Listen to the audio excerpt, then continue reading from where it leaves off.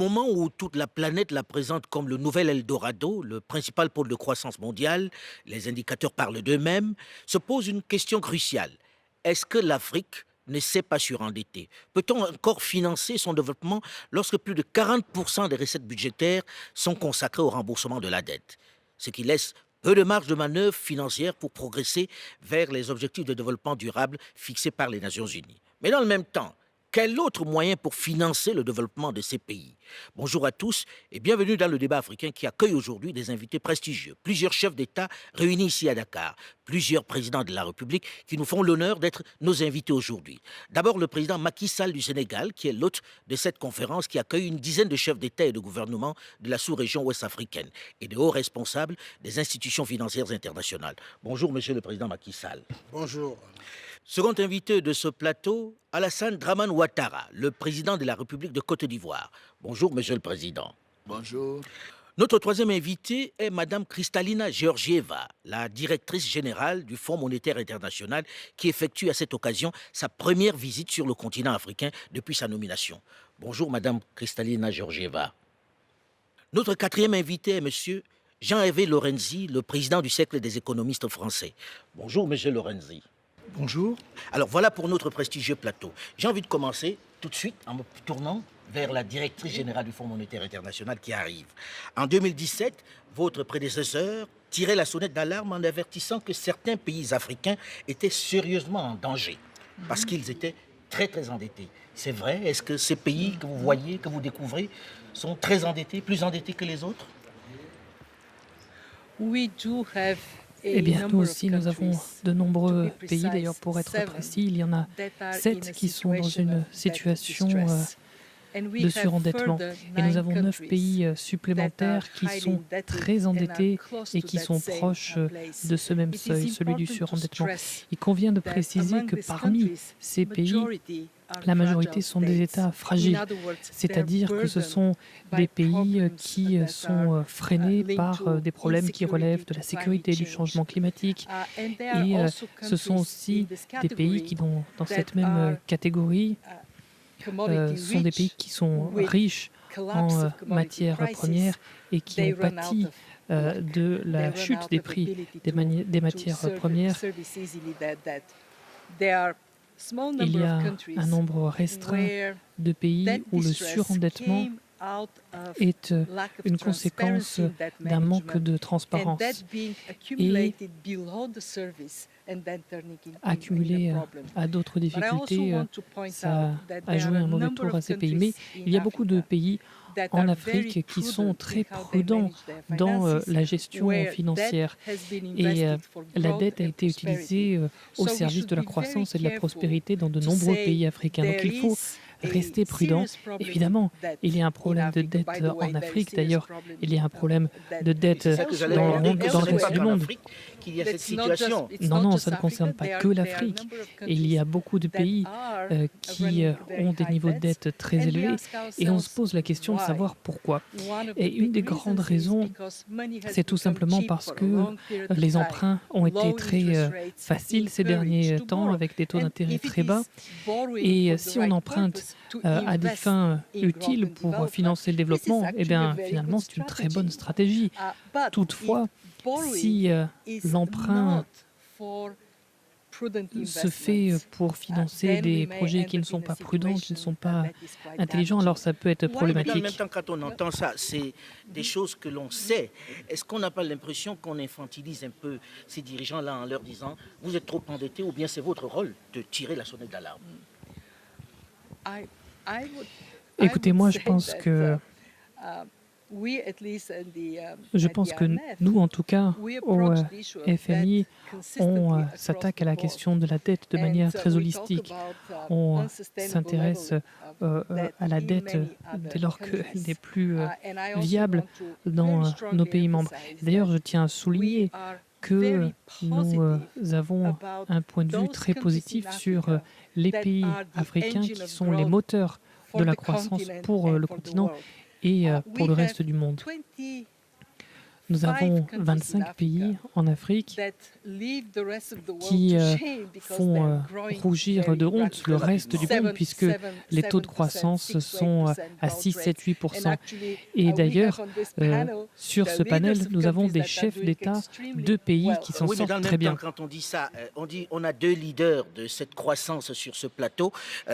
Les gens se disent, on veut bien que ce soit des leaders, mais est-ce qu'ils n'empruntent pas trop? Est-ce que vous n'empruntez pas trop sur le marché? Est-ce que vous n'êtes pas surendetté, monsieur le président Alassane Dramane Ouattara? Non, pas du tout. En fait, le pourcentage de la dette sur la richesse nationale, le PIB, en Côte d'Ivoire est de 48%. Ce pourcentage était de 66% en 2011. Bon, c'est dire qu'en réalité, il y a eu une baisse, mais c'est parce qu'il y a eu l'effacement de la dette dans le cadre de l'allègement pour les pays pauvres très endettés. Bon, ceci étant maintenant, la question de l'endettement dépend de la capacité du pays à montrer ses atouts pour emprunter. Si vous n'êtes pas bien géré, vous allez emprunter à un taux très élevé. Si vous êtes bien géré, les taux seront plus bas. Et nous avons donné la priorité en Côte d'Ivoire au financement par le secteur privé. Bon, le secteur public, les conditions sont à négocier, ce n'est pas aussi extraordinaire que ça. Et nous avons pu, en maintenant ce taux d'endettement à 48%, réaliser depuis 7 ans des taux de croissance moyens de 8% par an. C'est dire que c'est possible. C'est possible, mais est-ce qu'on n'hypothèque pas l'avenir des générations à venir? Est-ce qu'on n'emprunte pas trop? Est-ce qu'ils vont être capables de supporter la dette? On a des pays où on emprunte encore pour payer la dette. Oui, mais écoutez, chaque pays se gère en fonction de sa capacité et de ses dirigeants. C'est des choses dont on doit tenir compte. En tout cas, nous en tenons compte. Nous voulons que, par exemple, on ne soit pas au-delà de 50%. On n'atteigne pas 50% avant 2020, on ne soit pas à plus de 55% en 2025 et on ne veut pas que le remboursement de la dette dépasse 17 à 18%, 20% des recettes fiscales. Comme ça, le reste peut faire les dépenses de fonctionnement, l'investissement et ainsi de suite. Alors, Monsieur le Président Macky Sall, on entend ça et là dire oui, on emprunte, mais c'est souvent des emprunts pour des infrastructures de prestige, pour des choses de prestige. Que répondez-vous à cela? Est-ce que ces emprunts sont vraiment nécessaires? Est-ce que ces infrastructures sont vraiment nécessaires pour le développement? Est-ce qu'il n'y a pas un peu de prestige dans tout ça? Alors, je voudrais d'abord quand même remettre les choses un peu à l'endroit sur la perception que l'Afrique est surendettée. Ce n'est pas tout à fait exact. Et la directrice générale du Fonds l'a bien spécifié, elle a donné des cas précis où on a un stress sur la dette, où on a un risque élevé de surendettement. Il y a des pays qui se comportent très bien, qui sont à risque modéré, et il y a des pays même qui sont à risque faible. Donc, on ne peut pas généraliser quand il s'agit de l'Afrique.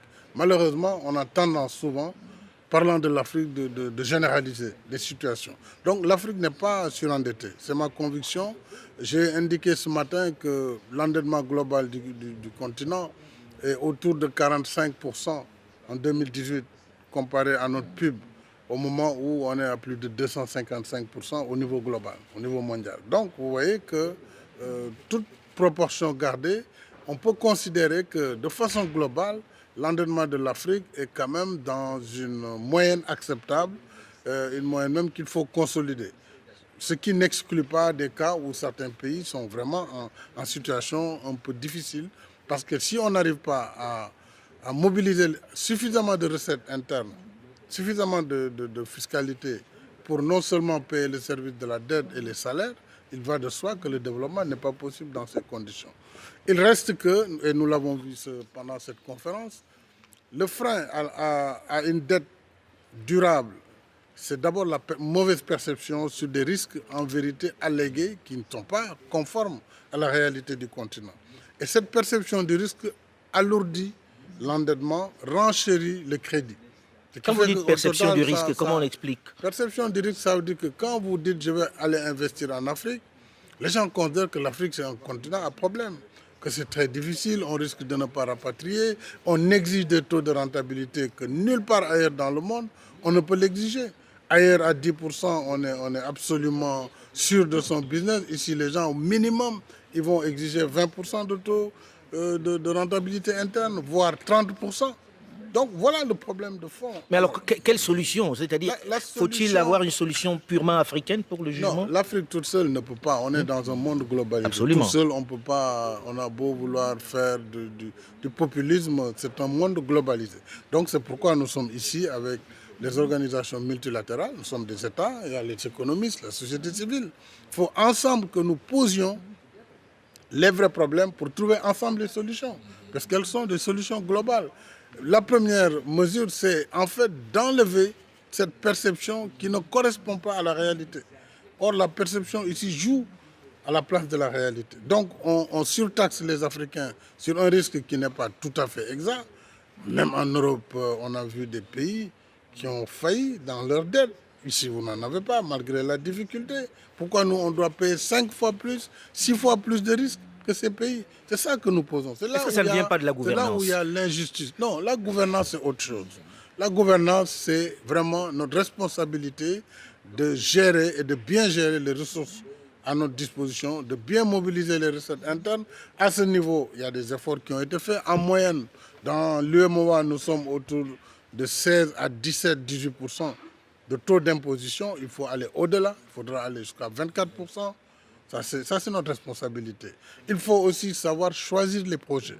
Vous avez parlé de projets de prestige. Oui, il y en a eu peut-être, mais aujourd'hui, ce que les Africains font, ce n'est pas du prestige. Construire des autoroutes, construire du chemin de fer, ce n'est pas du prestige. Mais est-ce que c'est l'urgence aujourd'hui? Dans la situation actuelle, est-ce que c'est l'urgence? Quand vous voyez dans certains pays comme le Sénégal, où la Banque mondiale elle-même a fait une étude pour montrer que les embouteillages coûtent plus de 100 milliards par an en termes de lenteur et d'influence négative sur la croissance. Donc faire des infrastructures qui permettent une mobilité optimale n'est pas du tout une dépense de prestige. Faire de l'électricité, ce n'est pas une dépense de prestige. C'est un nécessaire besoin des populations. Donc il n'y a rien de prestigieux dans ce que nous faisons. Et Alain, moi, je voudrais dire que la directrice générale vient de le dire. Sur les 54 pays africains, il y a vraiment 17 seulement qui sont considérés comme ayant un endettement excessif. C'est comme le président Macky Sall le disait, donc 17 pays sur 54, et on continue de globaliser le continent africain et de dire que ça va mal partout. Donc ça élève le risque, donc les taux d'intérêt pour l'endettement, pour les assurances, pour les entreprises privées, ainsi de suite. Madame Djordjiba. Alors moi j'aimerais parler de 2 points. Tout d'abord, quand on s'intéresse à l'histoire, on constate que les pays qui étaient pauvres et qui sont devenus riches et qui sont devenus riches sans ressources naturelles, ils l'ont fait en se reposant sur 3 facteurs. Tout d'abord, l'infrastructure, ça veut dire aujourd'hui l'infrastructure numérique aussi. Ensuite, l'éducation et le capital humain et l'état de droit, la bonne gouvernance. Et c'est sur ces piliers-là que l'Afrique doit se concentrer. Le problème qu'on constate, et c'est le 2e point, les personnes qui regardent l'Afrique de l'extérieur, ces personnes n'arrivent pas vraiment à distinguer les pays qui ont des problèmes de gouvernance et ceux qui ont une bonne gouvernance. Et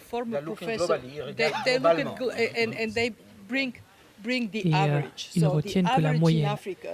Et la moyenne en Afrique, il y a un peu de tout, puisque c'est vrai qu'il y a les 2 extrêmes, il y a les très bons et les très mauvais. Donc, c'est perçu en moyenne comme étant risqué. Mon professeur de statistique me disait on peut mettre ses pieds dans le réfrigérateur et la tête dans le four, votre température corporelle sera certes moyenne, mais vous serez mort.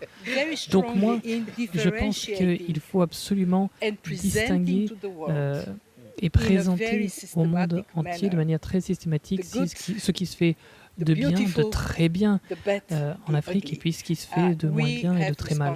C'est notre responsabilité en tant qu'organisation internationale.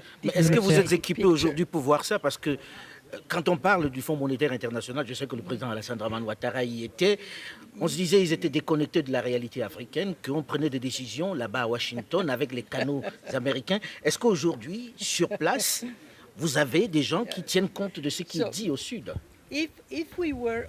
Bon, écoutez, d'abord, je vais commencer par vous dire que dans 35 pays africains, nous avons une présence locale.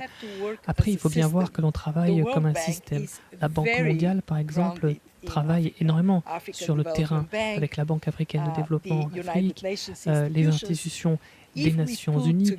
Si on rassemble tout ça et qu'on prend tout ça d'un point de vue objectif, au-delà des pays, on peut déjà raconter une belle histoire. Et c'est pourquoi d'ailleurs je me suis engagé au sommet et je suis ravi que Monsieur le Président Macky Sall ait organisé ce sommet. L'idée, c'est de travailler vers une différenciation claire et sur la base de données probantes. Vous allez me le reprocher comme d'habitude, un peu insolent, mais lorsque l'on regarde tout ça, on voit des belles autoroutes, on voit des belles infrastructures, mais on n'a pas le sentiment que l'on s'endette pour des choses essentielles comme l'éducation, comme la santé.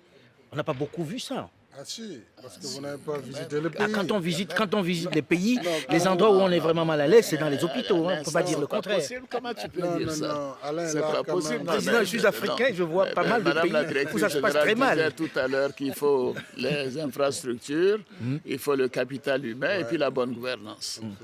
C'est ce que nous faisons quasiment tous. On a commencé par les infrastructures, mais si vous n'avez pas de route, en Côte d'Ivoire par exemple, comment tu vas évacuer le cacao vers le port d'Abidjan, et ainsi de suite.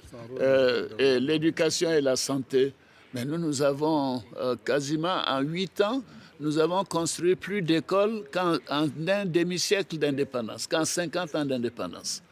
En centre de santé, nous avons construit 8 universités par rapport aux 3 que nous avions il y a 8 ans. Pour les écoles secondaires, pour les écoles primaires, c'est pareil.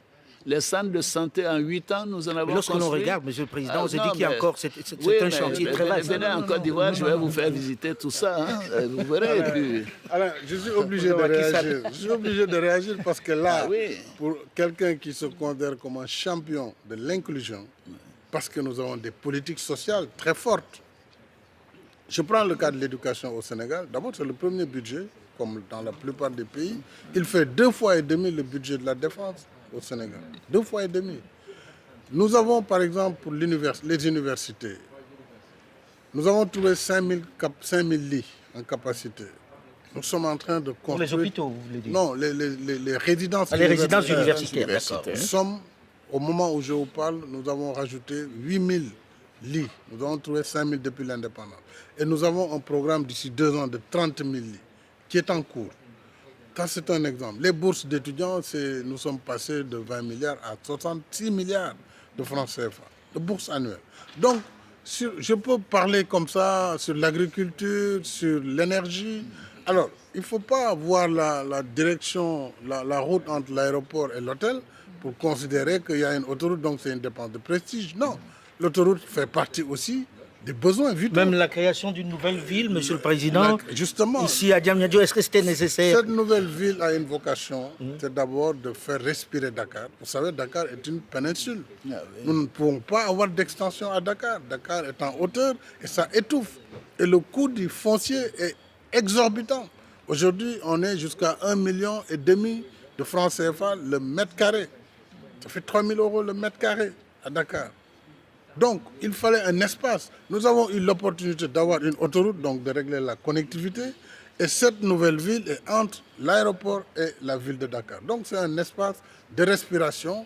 Et nous sommes en train de transférer des activités comme les ministères, le sport, l'activité économique, pour que nous ne soyons pas toujours dans un mouchoir de poche, comme ce fut le cas. Dakar, la capitale, avec 0,3% du territoire national, vous avez 25% de la population nationale. Ce n'est pas possible. Et donc, on ne peut pas faire de la mobilité avec cela.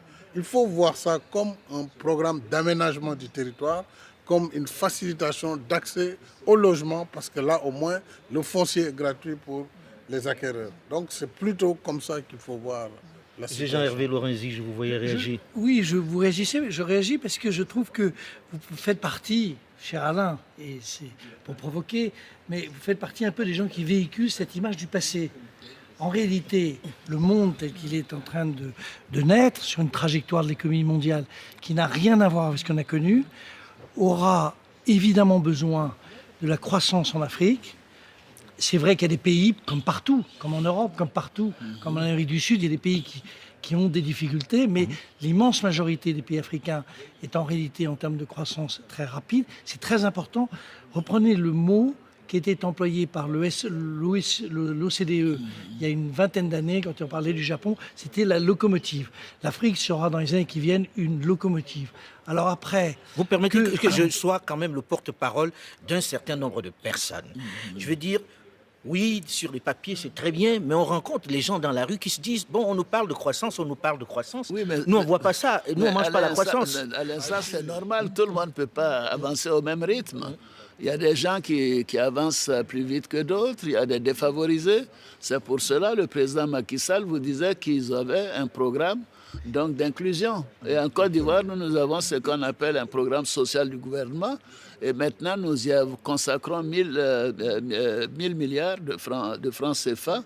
Et pour voir les endroits où il y a des écoles et il n'y a pas de table-banc, des centres de santé où il n'y a pas de médicaments, les pompes villageoises qui sont en panne, les endroits où il y a des poteaux mais il n'y a pas d'électricité, etc., etc. Donc, qui ciblent le quotidien des Ivoiriens. Et c'est un peu partout comme ça. Nous reconnaissons que la croissance globale ne peut pas profiter à tout le monde au même rythme. Donc il faut cibler les plus faibles. Et nous avons le programme des bourses alimentaires que le Sénégal aussi a, où nous donnons tous les trimestres de l'argent à pratiquement 150 000 familles, à condition que ces familles envoient leurs enfants à l'école, les vaccinations se fassent et ainsi de suite. Je ne veux pas monopoliser la parole. Non, juste tout prend du temps. Si je prends l'Europe, il a fallu presque un siècle pour qu'elle se développe. Et vous savez, les conditions de vie entre le début du 19e siècle et la fin du 19e siècle n'avaient rien à voir. Et aujourd'hui, le mot de croissance inclusive ou de développement durable, d'une certaine manière, il est en train de naître ici. Curieusement, parce que c'est le président Macky Sall qui, le premier, avait évoqué ce thème dans des rencontres avec Aix-en-Provence. Mais sur le fond, cette idée qu'on va croître, mais qu'il faut faire aussi attention à ceux qui sont en difficulté, et c'est vrai qu'il y en a, c'est en réalité ici que c'est né. Alain, je vais juste, si tu permets, dire que la croissance se mange, contrairement à ce qu'on veut démontrer. La croissance, c'est la production de richesses. Ces richesses produites, c'est des emplois qui produisent la richesse. Quand vous avez un accroissement des productions agricoles, c'est des emplois ruraux, des emplois agricoles qui permettent d'augmenter les rendements, qui permettent de donner cette croissance.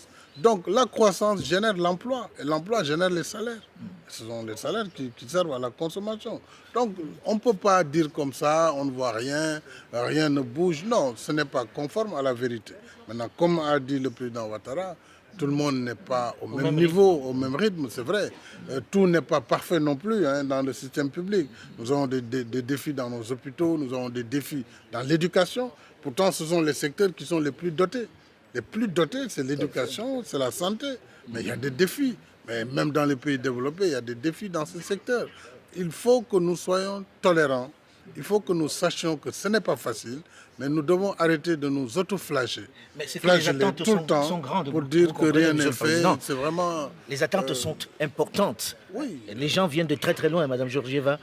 Surtout quand vous reprochez à l'époque de ne pas tellement vouloir investir dans ces secteurs-là, d'être ceux qui se disaient, bon, ce secteur n'est pas bénéfique, on n'y gagne pas de l'argent, donc on ne va pas y mettre notre argent, on ne va pas financer. Manifestement, le message qui ressort pour toutes les personnes qui écoutent et qui nous regardent, c'est qu'il y a des pays en Afrique où il n'y a pas d'investissements qui sont faits. Et ça, c'est malheureusement les pays concernés qui en pâtiront. Mais je rejoins ce que vous disiez tout à l'heure. En effet, le développement, ça prend du temps. Ce n'est pas comme une tasse de café instantanée. Évidemment, il faut aussi prendre en compte le fait que le monde est en train de se développer et d'avancer très rapidement, profiter de la vitesse actuelle parce que ça sera bien plus rapide à l'avenir et les pays vont devoir travailler plus vite, plus rapidement pour pouvoir permettre aux populations d'être prêtes pour ces métiers de l'avenir. Et nous, ce qu'on recommande d'ailleurs dans ce contexte-là, et ça va dans le sens de ce qu'on a entendu jusqu'à maintenant, Nous, ce qu'on recommande, c'est que les gouvernements se concentrent sur l'augmentation des recettes nationales et que ces efforts soient bien plus conséquents que ce qu'on a pu voir ces derniers temps. Il y a entre 3 et 5% de PIB qui sont sous-utilisés en termes de génération potentielle de recettes publiques. Le PIB de l'Afrique, c'est 1 700 milliards de dollars. Imaginez ce qu'on pourrait faire avec une augmentation de seulement 1%.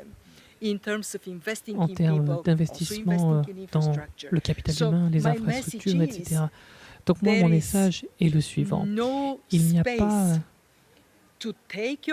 suffisamment de temps pour prendre le temps et rattraper le reste du monde dans la pression fiscale. Il faut avancer rapidement parce que le monde, lui, va très vite. Lorsque l'Europe était en train de se développer, on se déplaçait d'un endroit à un autre en Europe à cheval. Maintenant, on a des iPhones. Il faut ajouter que l'Europe a eu le plan Marshall. L'Europe a eu le plan Marshall. C'est que nous n'avons pas. Donc, il faut compter sur nous-mêmes. C'est ce que nous faisons. Ce matin, nous l'avons dit à l'agenda 2063, qui nous donne une perspective. Mais la réalité, c'est que dans beaucoup de pays africains, les choses avancent. Et ça va beaucoup mieux. Bon, il y a une quinzaine, une vingtaine de pays. Ce qui est beaucoup. Ce qui est trop. Non, Alain, je suis d'accord. Ce que nous voulons, c'est que tous les Africains améliorent leur quotidien, etc. Qu'il y ait un peu d'eau potable un peu partout. La santé, l'énergie, les infrastructures. Mais c'est l'ambition de tout président, j'imagine. Mais quand ce n'est pas fait, nous sommes les plus malheureux. Mais ça demande des financements. Et le financement pose le problème de la dette. Et c'est pour cela que moi, je remercie Macky Sall et Mme Georgieva de nous avoir conviés à cet échange. Quelque chose de très important, ce qui était le plan Marshall. Il faut se souvenir qu'en 1947, l'Europe était dévastée. Les taux d'intérêt, on ne pouvait pas investir. Personne ne voulait plus investir. Et il a fallu, en réalité, un geste énorme, immense, des États-Unis qui ont sauvé, développé. On ne l'a pas aujourd'hui en Afrique. Monsieur le Président Macky Sall. Non, je voulais juste rajouter que l'Afrique est dans une phase où on a besoin d'investissement. Et ce matin, on a indiqué que, et ça c'est très important, il y a aujourd'hui des facteurs bloquants du développement de l'investissement en Afrique. Entre autres, les facteurs exogènes qui sont venus perturber le cours du développement naturel de l'Afrique. Ces facteurs ont pour nom les changements climatiques, on le sait, nous ne sommes pas les premiers pollueurs, on pollue pour moins de 2% en contribution de carbone et nous subissons de plein fouet les effets des changements climatiques. C'est un facteur essentiel quand vous prenez des pays comme ceux de la zone du lac Tchad ou du bassin du lac Tchad ou d'autres pays qui véritablement souffrent du fait de la péjoration du système climatique. Mais il y a surtout le facteur sécuritaire. On va parler du facteur sécuritaire. Je voulais qu'on en parle dans la seconde partie. Pour terminer en disant qu'il est capital que ces dépenses militaires aujourd'hui, qui sont devenues vitales pour certains pays, puissent être traitées de façon appropriée. Il est heureux qu'avec le fonds, on puisse travailler ensemble sur la question de la sécurité. Voilà, avant d'arriver à cet aspect, puisque c'était dans cette seconde partie que je voulais l'évoquer, mais avant, je regarde de plus en plus, vous allez sur le marché pour des eurobonds, vous trouvez de l'argent autrement que par le Fonds monétaire international. Est-ce que ces nouvelles facilités ne risquent pas de vous amener à prendre tellement d'argent que... Au contraire, vous savez, pour avoir un bon taux d'intérêt, nous avons emprunté encore 1,2 milliard. L'année dernière, c'était 2 milliards de dollars et d'euros, 1 milliard de chaque. Mais les taux d'intérêt sont bas, relativement bas, plus bas que la plupart des taux en Afrique du Nord ou dans d'autres pays qui ont l'habitude d'aller sur les marchés. Mais pourquoi? Parce que le cadre macroéconomique est sain. Les investisseurs se disent ce pays, depuis 7 ans, 8 ans, a un taux d'inflation bas, a une dette modérée, a un bon taux de croissance. Nous empruntons aux alentours à moins de 6%. Sur 12 ans, sur 15 ans, si c'est une plus longue durée.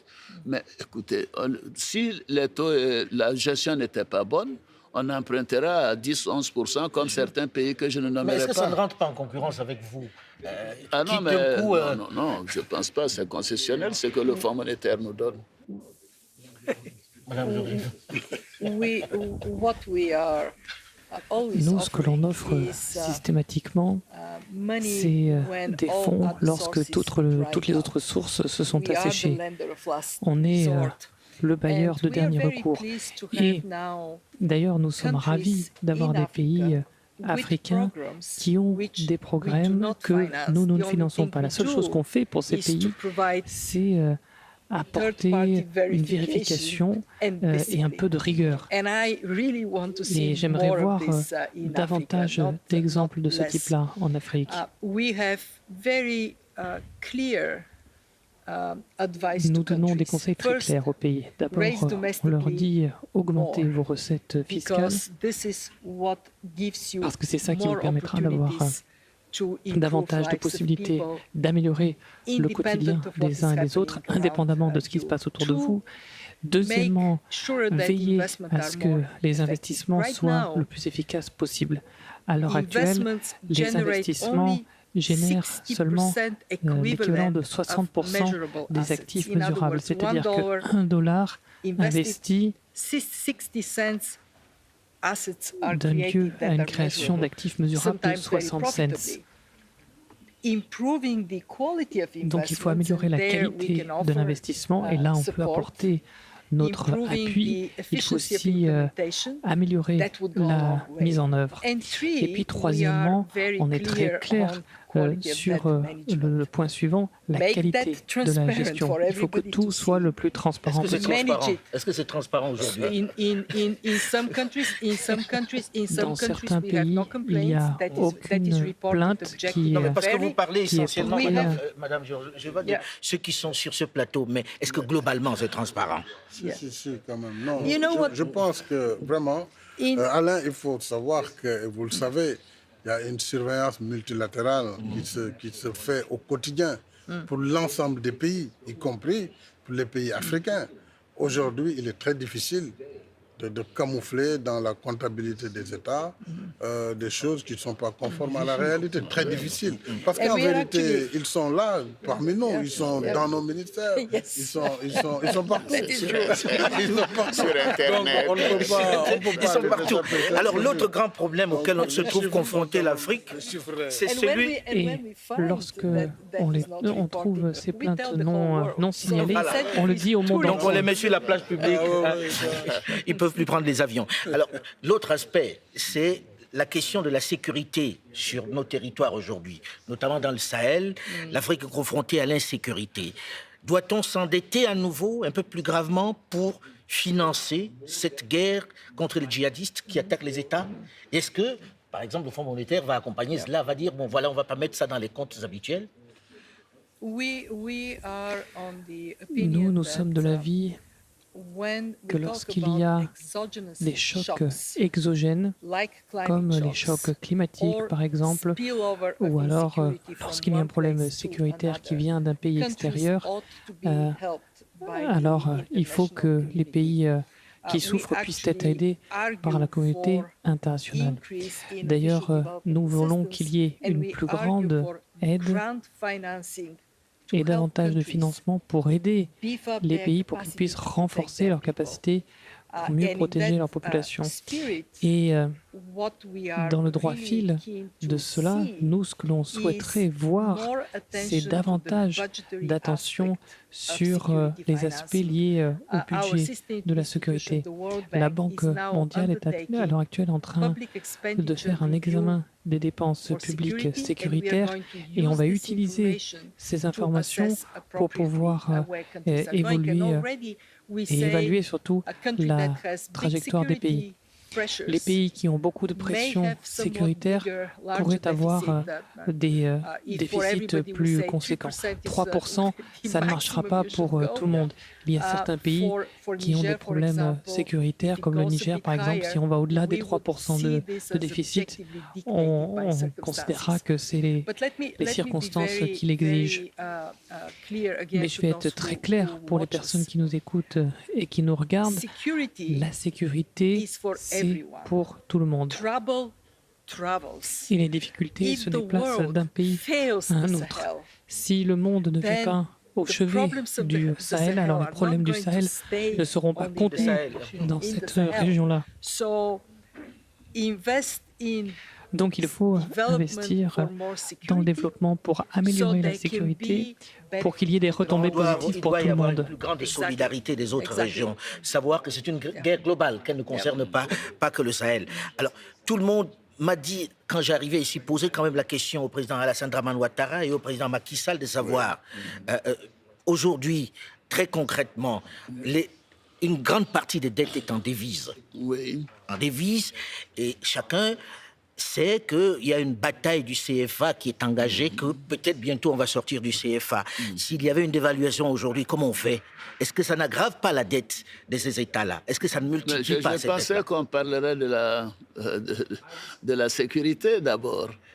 On pourra parler de la sécurité. On peut parler de la dette également. Non, pour revenir à la question de la sécurité, d'ailleurs, le président Macky Sall préside donc la plateforme de l'UEMOA chargée de définir notre stratégie pour la lutte contre le terrorisme. Bon, il a fait des réunions avec, il en parlera plus longuement, avec les chefs d'état-major, les ministres de la Défense, les ministres de la Sécurité. Et l'UEMOA est en train de mettre en place un pool d'argent pour aider justement à sécuriser ou à participer à réduire le terrorisme au Burkina, au Niger, au Mali. En tout cas, les pays membres de l'UEMOA. Et tout ce processus sera élargi également donc au pays de la CEDEAO. Je trouve que c'est important qu'on sache que la solidarité joue donc au sein de notre Union. Mais le président Macky Sall en parlera. Sur la question maintenant du risque problème des devises, mais vous devez plutôt nous féliciter d'être arrimés à l'euro. Le fait que nous sommes arrimés à l'euro, si nous empruntons des euros, et que le moment de les rembourser dans 5 ou 10 ans, le taux est fixe, mais il n'y a pas de problème. Donc c'est même le même taux auquel nous remboursons. Mais si nous avions une monnaie, les gens parlent de monnaie flexible et tout ça, c'est très bien pour certains pays. Mais nous avons une parité fixe. Moi, je suis désolé de le dire, je suis ancien gouverneur de la Banque centrale. Peut-être que je ne suis pas objectif. La Banque centrale des États de l'Afrique de l'Ouest. Si les pays de l'UEMOA n'ont pas tellement de problèmes de dette, c'est grâce à cette parité fixe. Si nous avions une monnaie flottante, comme certains nous le recommandent, et que nous avions dévalué notre monnaie depuis 1994 de 100%, au lieu de rembourser 1 milliard d'euros, c'est 2 milliards d'euros. Mais est-ce que ça ne risque pas d'arriver là, monsieur le Président? Mais non, mais pas du tout. Puisque tout le monde parle du CFA qui va disparaître. Nous avons l'économie la plus solide en Afrique. Nous avons les taux de croissance les plus élevés dans l'UEMOA, plus 6,6%. Le taux d'inflation le plus bas, la dette publique la plus basse, 50%. De dette pour l'ensemble de l'UEMOA et ainsi de suite. Nous respectons tous les critères de convergence, aussi bien au plan régional qu'au plan international. Mais cette zone va bien. Mais dans le même temps, si cette zone va bien, monsieur le Président, n'écoutez pas les populistes et les démocrates. Oui, mais il y a des chefs d'État qui quand même disent on va sortir notre argent de... Ah bon, mais non, pas de l'Afrique de l'Ouest. Ça, j'en suis sûr. Non, aucun. Ah bon? En tout cas, ce qui me concerne est le Sénégal et je peux dire les 6 autres États, notre argent reste dans notre zone parce que notre zone est bien gérée. Elle reste ici. Elle reste dans la zone. Et on reste dans le CFA? Mais bien sûr, c'est pour ça que ça marche bien. Mais le taux de croissance moyen du continent africain, c'est moins de 3% aujourd'hui. Nous sommes à 6,6%, Alain. Le taux d'inflation dans notre zone est de moins de 2%. La moyenne de l'Afrique, c'est 7 à 8%, et ainsi de suite. Je pourrais continuer. Un mot d'économiste. Mais il y a 15 ans, c'était très à la mode de dire qu'il faut la flexibilité de tous les taux de change. C'était une vision du monde qui était une vision d'un monde qui a disparu. Aujourd'hui, nous sommes confrontés, le monde entier, à des incertitudes, à des difficultés. Tout ce qui est solide, tout ce qui est organisé, tout ce qui est taux fixe, que ce qui est rapport fixe, est évidemment un plus. Ce serait de la simple folie. Je parle pas je partage évidemment le problème du CFA, mais je veux dire, ce serait une folie, par exemple, qu'un pays européen quitte aujourd'hui la zone euro.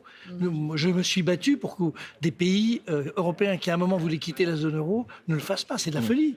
Tout simplement parce que la situation est une situation tellement complexe dans le monde que ce n'est pas le moment d'en rajouter dans une sorte d'incertitude supplémentaire. Il est de l'UEMOA et je suis désolé de dire qu'on a entendu quand même sur notre antenne le président Patrice Talon évoquer le fait qu'il va retirer une partie de ses réserves.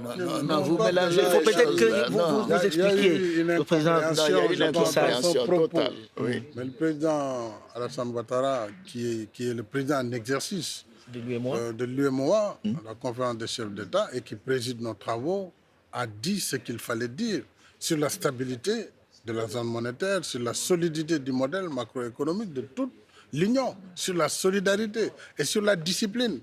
Et là-dessus, je pense que si on ne veut pas faire de politique politicienne, tout le monde reconnaît que le franc CFA, aujourd'hui, peut-être c'est le nom qui gêne, est la monnaie la plus stable en Afrique de l'Ouest, c'est clair. Et elle a cours presque dans tous les pays. Dans tous les pays. Or, les autres monnaies n'ont pas cours dans la zone monétaire. C'est déjà la preuve que c'est quand même une monnaie solide. On peut en dire ce qu'on veut. On peut changer le nom si on veut. Mais c'est ce qu'on va faire? C'est dans les perspectives. Oui. C'est dans les perspectives. Parce que la perspective, c'est de dire on va aller vers une monnaie commune, mais une monnaie commune, il faut y aller avec tous les ingrédients. On ne se réveille pas, on dit on va vers là, on fait le saut. Il faut que tous les préalables soient réunis pour éviter à nos populations de connaître des changements qui peuvent déstabiliser nos pays. Parce que nous sommes habitués à des taux fixes. Nous sommes habitués à une inflation basse. Si du jour au lendemain, on veut rentrer dans une spéculation, mais vous aurez les paysans, vous aurez les jeunes, vous aurez les travailleurs dans la rue. On va détruire le pot qu'on avait commencé à construire. Donc, il faut y aller par étapes de façon responsable. Il est clair que nous sommes des chefs d'État engagés pour les intérêts de nos États, mais nous devons regarder bien à quel rythme nous devons aller vers ces réformes. C'est-à-dire vous ne cédez pas à la pression qui vient souvent de la rue, qui dit, bon, le CFA, il y en a marre, monnaie coloniale. C'est pas une question d'avoir, on ne décide pas du nom, de la valeur d'une monnaie dans la rue. Il y a une banque centrale dont c'est le travail. Et c'est ce que notre banque centrale est en train de faire. Mais à un moment donné, effectivement, nous avons décidé ensemble au sein de la CEDEAO que la monnaie va changer de nom, ça s'appellera l'ECO, mais ça se fera en temps voulu. Mais quant au taux de change flexible, comme le disait le professeur Lorenzi, faites attention. Mais je ne nommerai pas de pays, mais les pays qui ne sont pas membres de l'UEMOA en Afrique de l'Ouest ont tous quasiment des taux d'inflation de 10 à 20%. Alors, vous vous rendez compte, un taux d'inflation de 5 à 10% pour donc une famille défavorisée qui doit acheter un sac de riz. Si tous les ans, le prix du sac de riz doit augmenter de 10%, mais c'est terrible pour cette famille. Et je peux donner d'autres exemples. Ça défavorise les pauvres. Bien sûr. Les modalités peuvent changer, Alain. Les modalités peuvent changer. On peut changer le nom, on peut changer tout ce qu'on veut. Mais la réalité, c'est que dans un monde aussi incertain, moi qui suis un peu plus âgé que vous tous, j'ai connu des taux d'inflation en France, aux États-Unis. Quand le président Carter a cédé la place au président Reagan, l'inflation était d'environ 10% aux États-Unis. Ça détruit des pays. Il faut faire très attention à ça. Or, les changements décidés comme ça, de changement de taux de change, c'est extrêmement dangereux, surtout dans la période que nous sommes en train de vivre. Il ne faut pas seulement parler de l'union monétaire, il faut aussi parler de l'union économique. Je pense qu'il faudrait parler un peu plus de l'intégration économique du continent africain. Comment est-ce qu'il y ait des accords de libre-échange au niveau continental et comment augmenter les échanges de pays à pays au sein de l'Afrique. Et ça, pour que ça puisse se faire, il faut des infrastructures qui relient les pays les uns aux autres et il faut aussi des qualités, des compétences qui puissent être partagées et achetées par les différents pays. Et ça suppose une bonne gouvernance partout. C'est ça peut-être la faiblesse. C'est ça peut-être votre faiblesse à vous, cette intégration régionale dont on parle. On en parle depuis tellement longtemps, la ZLEC, etc. Est-ce que tu tires tes informations, toi? C'est pas possible. Non, mais la ZLECA, justement, en 2 ans, l'Afrique est passé de l'intention à l'acte, à la ratification. Nous avons travaillé tellement vite à l'échelle du continent, sous la présidence du président Issoufou que nous devons féliciter. Nous avons adopté la ZLECA. Aujourd'hui, elle est en vigueur. Ça veut dire quoi? Ça veut dire que les échanges entre Africains vont être boostés. Maintenant, il y a un frein, elle l'a dit, la directrice générale, c'est l'infrastructure. Par exemple, Dakar-Bamako, c'est 1200 km. En Afrique centrale, c'est pire. Alors, il faut reconstruire ce rail, il faut les rails entre tous les corridors, il faut les routes. Voilà ce que nous sommes en train de faire. Ça ne peut pas se faire en 5 ans, en 10 ans. Ce n'est pas possible. On ne peut pas exiger de l'Afrique aussi ce que l'Amérique a fait en 200 ans. Et puis on ne prétend pas que ça va se faire du jour au lendemain. C'est un processus. Chaque génération pose des actes forts et puis les autres continuent. Mais on ne peut pas tout nous exiger. Non, c'est pas vraiment, je suis tellement d'accord avec le président Macky Sall. C'est par étapes que ça va se faire. Regardez au niveau de la CEDEAO, il y a tout de même une bonne intégration. Et nous, le taux de commerce entre les pays africains est moins de 10%. Mais vous savez, la Côte d'Ivoire, pour le commerce intra-ouest africain, nous sommes à 30%. Alors, donc, ça veut dire que ça évolue. Bon, vous me direz qu'il y a le problème de la fermeture de la frontière du Nigeria avec le Bénin et le Niger. Bon, ce sont des accidents qui arrivent dans l'évolution de toute relation. Est-ce qu'il va y avoir une solution pour ça, Monsieur le Président? Parce que quand vous parlez de ZLECA et qu'on voit le Niger, le Nigeria et le Bénin... Je peux comprendre que les gens puissent être sceptiques parce qu'il y a des écueils de ce genre, mais regardez zone par zone. La CEDEAO, quand même, globalement, marche bien, même s'il y a des entraves dues aux douaniers, dues aux obstacles entre les frontières ou même à l'intérieur des pays. Mais ce qui importe, c'est la volonté d'y aller. Et nous avançons. Alors, nous avançons pour que la ZLECA puisse être opérationnelle. Ça ne se fera pas dans 2 ou 3 ans, ça prendra du temps, mais ça va venir. Et c'est important de le faire. La dernière chose que j'ai envie de dire, puisqu'il faut que j'ai épuisé les sujets qui m'avaient été proposés par les internautes, par ceux que j'ai sur les réseaux sociaux qui disent « Oui, mais dans le même temps, on dit gouvernance, mais on voit les présidents, ils ne sont pas tellement dans la gouvernance. Il y en a qui veulent augmenter le mandat, qui veulent faire sauter les constitutions. Peut-être que vous allez être encore candidat, président. Madame Georgieva, elle vient juste d'être élue. Et vous? Moi, je ferai connaître ma décision dans 2020, j'ai toujours dit.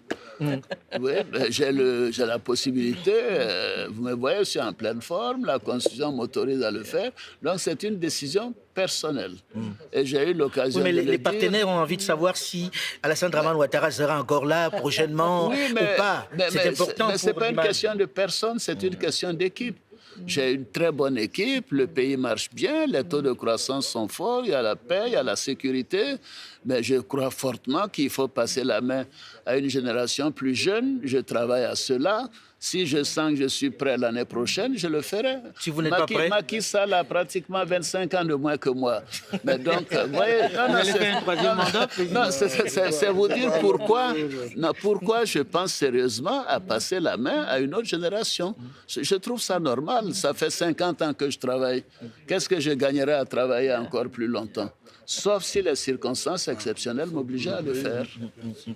Vous n'allez pas faire un 3e mandat, président Macky Sall? Ce qui est étonnant, c'est que pour un président qui vient d'être réélu, on pose le débat déjà pour le 3e mandat. C'est déjà un problème.